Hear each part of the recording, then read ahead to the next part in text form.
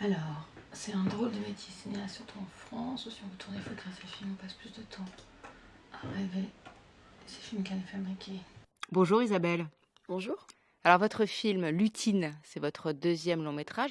Il s'appelle Lutine parce qu'il porte sur le lutinage, mais en même temps, vous pouvez dire polyamour, vous pouvez dire polyamorie, alors on ne sait plus bien à quel mot se vouer. Au fond, de quoi s'agit-il? Alors, principalement, c'est des amours pluriels. Polyamorie, c'est un mot que moi j'aime bien, qui vient de l'américain, qui lui-même vient du grec et du latin, que je trouve plus clair. Mais en France, on dit beaucoup polyamour.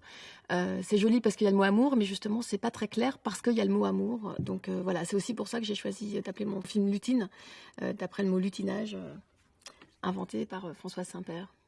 Bonjour Françoise Saint-Père. Bonjour.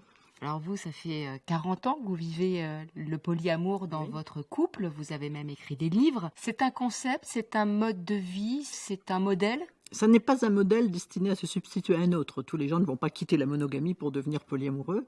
La monogamie, c'est simple. On vous dit, dès que tu es en couple, c'est terminé, tu n'ouvres plus la porte est fermée. Et comme toutes les lois qui interdisent, elle est restrictive.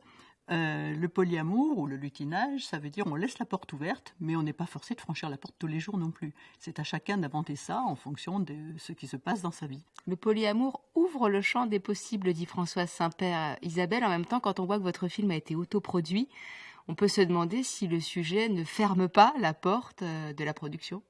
Non, pas spécialement. Je pense que le sujet se prêtait, enfin le sujet et la manière dont j'avais envie de le traiter se prêtaient à un tournage léger. J'ai écrit et tourné en même temps, ou les deux ensemble. Voilà. En fait, il se trouve que en France, principalement, on est obligé d'écrire ses films si on veut tourner, et on passe plus de temps à rêver ces films qu'à les fabriquer.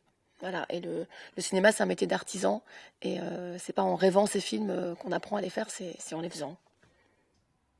Ou alors, c'est en faisant ces films. Voilà, je vais le faire dans l'autre sens. C'est en faisant des films qu'on apprend à faire. Et c'est en faisant des films qu'on apprend à les faire, pas en les rêvant. Pas en les rêvant. Parce que les rêver, c'est ce que je suis en train de faire. Ça, c'est bien.